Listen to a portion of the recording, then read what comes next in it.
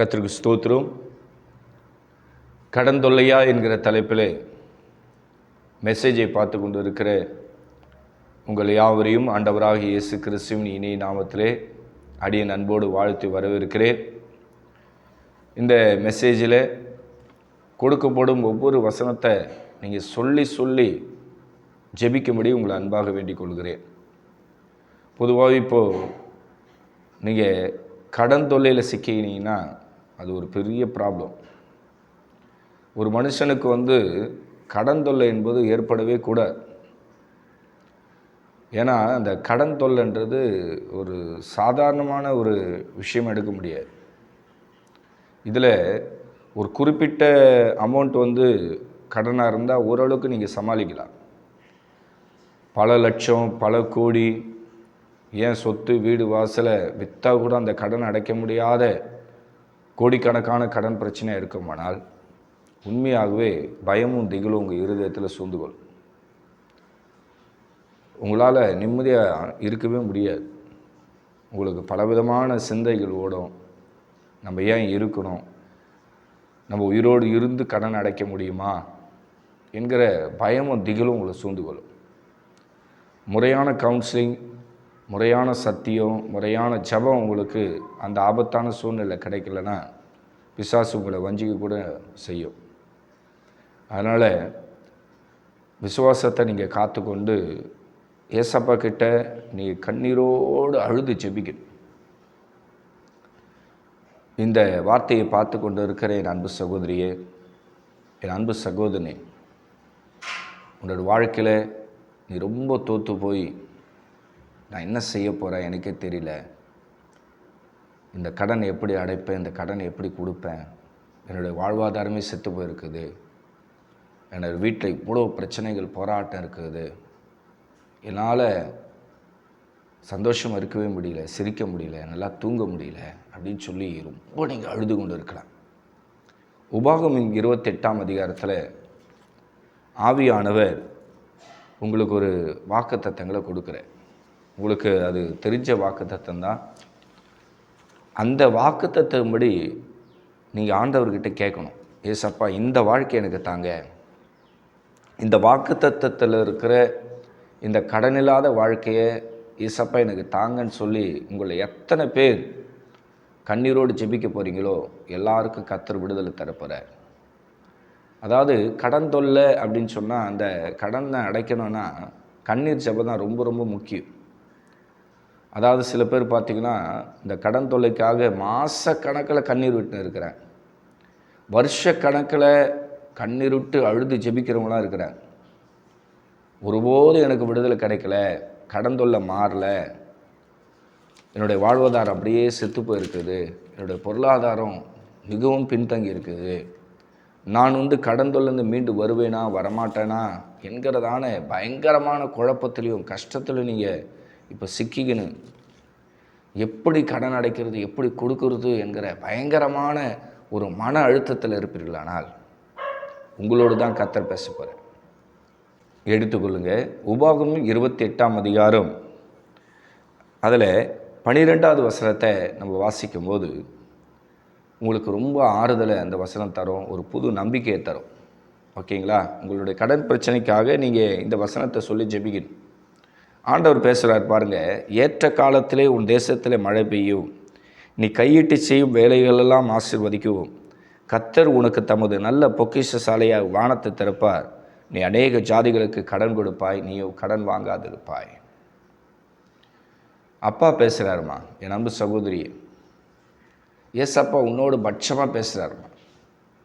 கடன் தொல்லையில் சிக்கிக்கின்னு உன்னுடைய குடும்பத்தில் பயங்கரமான அந்த கடன் பிசாசு உட்கார்ந்துக்கின்னு கண்ணீர் விட்டு கொண்டு இருக்கிற என் அன்பு சகோதரியே, என் அன்பு சகோதரனே, ஆண்டவர் சொல்கிறாரு, நீ கையிட்டு செய்யும் எல்லா வேலைகளிலும் இனி நான் ஆசீர்வாதம் தருவேன். கர்த்தருடைய பிள்ளைகளாகிய உங்களுக்காக ஆண்டவர் வானமாகிய நல்ல பொக்கிஷசாலை அப்படியே இப்படி ஓப்பன் பண்ணுவார். நீங்கள் வானத்தை அண்ணாந்து பாருங்கள். ஏசப்பா என்னால் முடியல ஆண்டவரே, கடனை அடைக்க முடியல, கடனை கொடுக்க முடியலப்பா, என் மனசு வலிக்குதப்பா, ஆண்டவரே எனக்கு உதவி செய்ய யாருமே இல்லைப்பா அப்படின்னு சொல்லி என் அன்பு சகோதரியே, இந்த மெசேஜை பார்க்கும் போதே நீ கண்ணீரோடு அழுது ஜெபிமா. கர்த்தர் இந்த கடன் தொல்லைந்து உனக்கு ஒரு பெரிய விடுதலை தருவார். நான் ஒன்று சொல்கிறேன், நல்லா கவனிங்க. கடன் அது ஒரு பிசாசு, அது ஒரு அடிமைத்தனம். நீங்களாம் அதிலிருந்து மீண்டு வரலான்னா கூட அந்த பிசாசு உங்களை விடாது. நீங்கள் பல முயற்சி எடுப்பீங்க, அந்த கடன் அடைக்கலாம், அந்த லோனை கட்டிடலாம். அது ஹவுஸ் லோனாக இருக்கட்டும், அது ஒரு பேங்க் லோனாக இருக்கட்டும், அல்லது ஒரு ஜுவல்ஸ் கடனாக இருக்கட்டும், எதுவாக இருக்கட்டும், அந்த கடனை கட்டிடலாம், அடைச்சிடலான்னு சொல்லி முயற்சி எடுப்பீங்க. பணமும் வரும், ஆனால் வேறு ஒரு செலவு டக்குன்னு வந்து நிற்கும். கவனிச்சிங்களா? பணம் வரும், ஆனால் வேறு ஒரு செலவு கரெக்டாக நீங்கள் அந்த கடன் அடைக்கிறது வச்சுருக்கிற அந்த பணத்துக்கு ஒரு செலவு எடுத்துன்னு வந்து பிசாசு விட்டுரும். இப்போ விடிஞ்சால் நீங்கள் வந்து அந்த கடன் அடைக்கலான்னு பிளான் பண்ணியிருப்பீங்க. நைட்டோட நைட்டாக வந்து அப்படியே ட்விஸ்ட் ஆகிடும், பிரச்சனை அப்படியே மாறிடும். அதுக்கப்புறம் என்ன செய்ய முடியும்? சரி, இப்போ இருக்கிற பிரச்சனையை சமாளிக்கலாம்னு சொல்லி இந்த கடனுக்கு வச்சுருக்கிற காசு எடுத்து வேறு செலவு பண்ணுறேன். அப்போ அந்த கடன் வந்து அப்படி நின்றுடும். அந்த லோனை நீங்கள் கட்ட முடியாது. ஏன்னா வீடு கட்டி கடன், கல்யாண கடன், அப்படி பிஸ்னஸில் லாஸ் ஆகி அதனால் கடன், பிள்ளைகளுக்கு வந்து நீங்கள் படிப்பு கொடுத்ததால், எஜுகேஷன் கொடுத்ததால் அதனால் கடன், இப்படி பல்வேறு வகையில் உங்களுக்கு கடன் ஏற்படும். இந்த கடன் வந்து ஏற்படுவதுக்கு என்ன காரணம்னு சொல்ல முடியாது. சில பேர் எப்படி கடன் ஆச்சு, ஏன் இவ்வளோ வாங்கணும், நமக்கா இவ்வளோ கடன், தலைக்கு மேலே வெள்ளம் போச்சே அப்படின்னு சொல்லி 24 மணி நேரம் சிந்திக்கிறாங்க. இன்னும் கூட அவங்களுக்கு விட கிடைக்கல. இதாங்க உண்மை. நீங்களே சொல்லி பாருங்கள், நீங்கள் கடன் இல்லாத வாழும்போது உங்கள் மனசு எவ்வளோ சந்தோஷமாக இருந்தது. உங்கள் வீட்டில் ரொம்ப சந்தோஷம் சமாதானம் இருந்திருக்கும். கணவன் மனைவி நீங்கள் ரொம்ப ஒற்றுமையாக இருந்திருப்பீங்க. பிள்ளைகளும் உங்களுக்கு கீழ்ப்படிஞ்சிருக்கும். என்றைக்கு நீங்கள் ஒரு கடனை வாங்க போனீங்களோ அதிலேருந்து உங்கள் பிரச்சனை பயங்கரமாக இருக்குது. சரி, அந்த கடத்தை அடைக்கலான்னு சொல்லி அந்த கடனை அடைக்கிறதுக்கு இன்னொரு இடத்துல கடன், இந்த கடத்தை அடைக்கிறதுக்கு இன்னொரு இடத்துல கடன், இப்படி கடன் அப்படியே குட்டி போட்டு இப்போ பெருகி போச்சு. வட்டிக்கு மேலே வட்டி கட்டினே இருக்கிறீங்க. இங்கே வட்டிக்கு வாங்கி அங்கே வட்டி கட்டுறது, அங்கே வட்டிக்கு வாங்கி இப்படி கட்டுறது, இப்படி மாறி மாறி மாறி மாறி மாறி நீங்கள் ஒரு கடனால் இப்போது அது 9 கடமாக மாறி இன்னும் அது விஸ்வரூபம் எடுத்து உங்களை அப்படி லட்சக்கணக்கில் கோடிக்கணக்கில் கடனாளியாக மாற்றிடும். ஏன்னா கடன் ரூபத்தில் வந்து பிசாசு உங்களை வீழ்த்துது. ஏன்னா நீங்கள் பாவத்திலிருந்து விடுதலையாக்கப்பட்டு இருக்கிறீங்க. ஞானஸ்நானம் எடுத்து கர்த்தருடைய பிள்ளைகளாக நீங்கள் மாறிட்டீங்க. இப்போ உங்களை எப்படி கெடுக்கலாம் அப்படின்னு சொல்லி சாத்தானுடைய சதி திட்டம் தான் இந்த கடன்.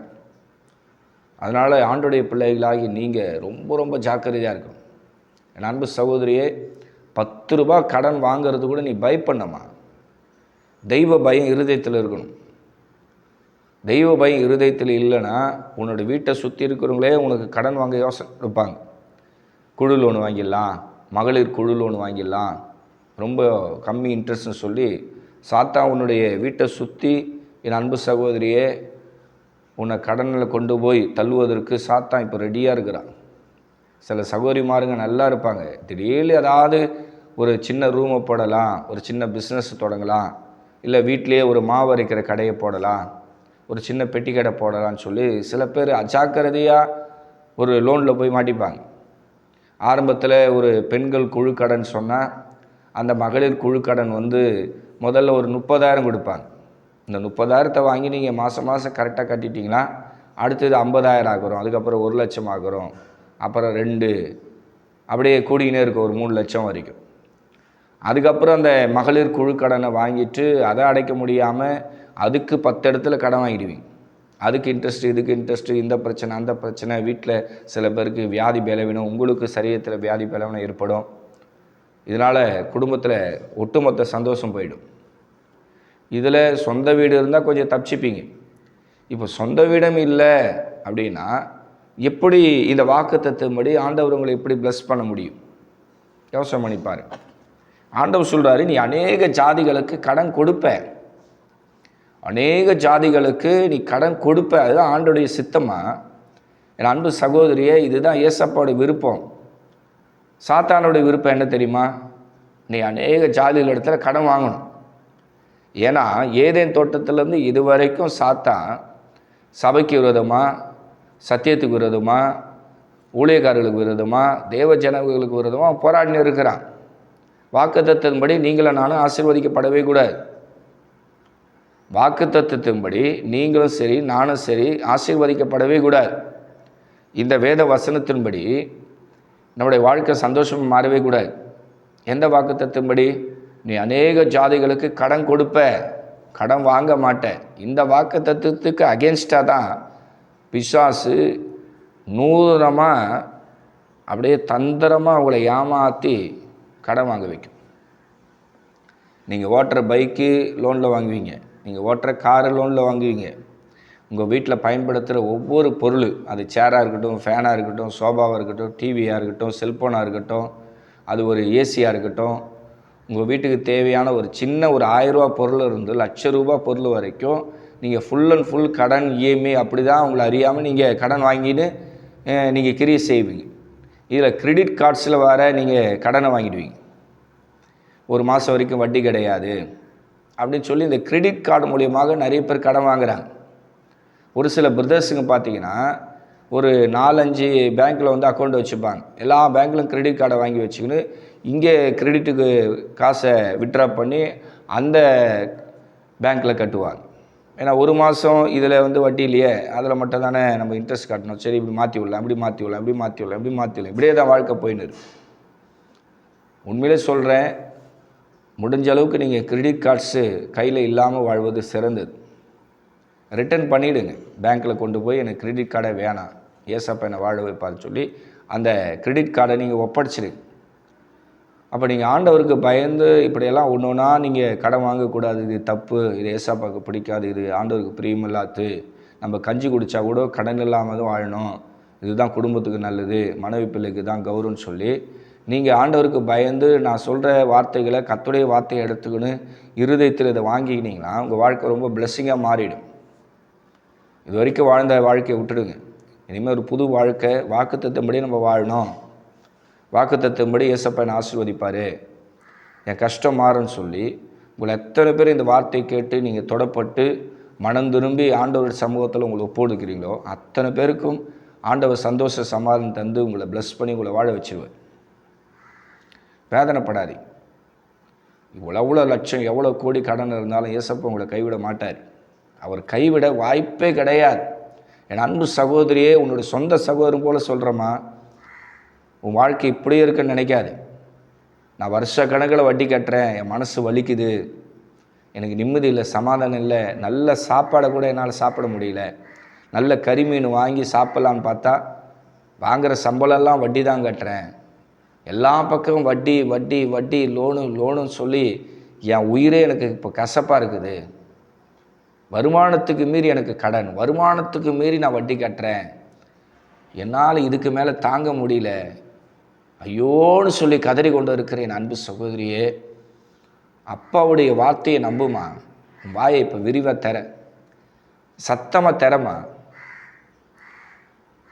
தயவுசெய்து எல்லா சகோதரிமார்களும் வாயை தரங்க, பிரதர்ஸ் மாருங்க, எல்லாம் வாயை தரங்க. நான் அநேக ஜாதிகளுக்கு கடன் கொடுப்பேன். இந்த கரம் இனி வாங்குகிற கரம் கிடையாது, கொடுக்குற கரம். இது வந்து வாங்குகிற கரமாக இருந்தது. வாக்குத்தத்தங்களை நான் நம்பிட்டேன், இப்போ இந்த கரம் கொடுக்குற கரமாக ஆயிடுச்சின்னு சொல்லி நீங்கள் வசனத்தை அறிக்கை செய்து ஏசப்பா என்னை வாழ வைப்பார், கடன் இல்லாத வாழ்க்கை எனக்கு தருவார், என் வாழ்க்கை பிளஸ்ஸிங் ஆகிடும், விசுவாசத்தில் நான் கட்டப்படுவேன், விசுவாசத்தில் நான் பூர்ணப்படுவேன், விசுவாசமே உலகத்தை ஜெயிக்கிற ஜெயமாக மாறுன்னு சொல்லி இந்த வார்த்தையை கேட்கிற பார்க்கிற என் அன்பு சகோதரி, என் அன்பு சகோதரியே, கர்த்தர் உனக்கு ஒரு பெரிய ஜெயத்தை தருவார். ஆவியானவர் உங்களை சந்திக்க வந்திருக்கிறேன். இது வரைக்கும் உங்கள் விசுவாசத்தை ஆண்டவர் சோதித்து பார்த்தார். எத்தனையோ கஷ்டங்கள், பாடுகள், உபத்திரங்கள், நெருக்கங்கள், அவமானங்கள், கடன் தொல்லையினால் நீங்கள் ரொம்ப உடைக்கப்பட்டு இருக்கிறீங்க, ரொம்ப நொறுங்கி போயிருக்கிறீங்க. நீங்கள் குறித்த நேரத்துக்கு இன்ட்ரெஸ்ட் கட்ட முடியாத நிர்பந்தத்தில் தள்ளப்படும் போது நீங்கள் பட்ட அவமானத்தையும் அந்த கடங்காரம் பேசின தூஷணமான வார்த்தைகளையும் பரலோகத்தின் தேவனானவர் கேட்டு இருக்கிற. நீங்கள் நினைக்கிறீங்க நான் கடன் வாங்கிட்டு கூனி குறுகி அப்படியே உடஞ்சி நொறுங்கி கண்ணீரோடு அழுதனே, என் அழுகுறலை அப்பா கேட்கலன்னு சொல்லி நீங்கள் தயவுசெய்து ஆண்டவரை சந்தேகப்படாதீங்க. ஆண்டவர் உங்கள் மன வேதனையை அறிந்தவர், உங்கள் மன துக்கத்தை அறிந்தவர். நீங்கள் கடனை வாங்கிட்டு அவமானப்பட்ட போது ஆண்டவர் துடியாக துடிக்கிற தேவன். உங்களை காட்டிலும் உங்கள் வேதனையை கண்டு அவர் துடியாக துடிக்கிற என் அன்பு சகோதரியே, உன் வாழ்க்கை மாறுமா? நம்பிக்கையோடு இரு, விசுவாசத்தோடு இரு. ஏசப்பா மாற்றுவார். நான் அநேக ஜாதிகளுக்கு கடன் கொடுப்பேன், எனக்கு அந்த வாழ்க்கையை கத்த தருவார்.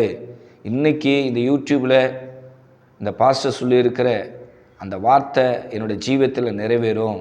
என்னோடய குடும்பத்தில், என் பிள்ளைகளோட வாழ்க்கையில், என் வருமானத்தில், என் பிஸ்னஸில், நான் வேலை செய்கிற அந்த வேலை ஸ்தலத்தில் நான் கையிடும் எல்லா வேலைகளிலும் தேவனான் ஆசீர்வாதம் தந்து வாங்கின கடத்தை அடைக்க ஏசப்பா எனக்கு வழிவாசல் தருவான்னு சொல்லி மனதுருகி ஜெபிக்கிற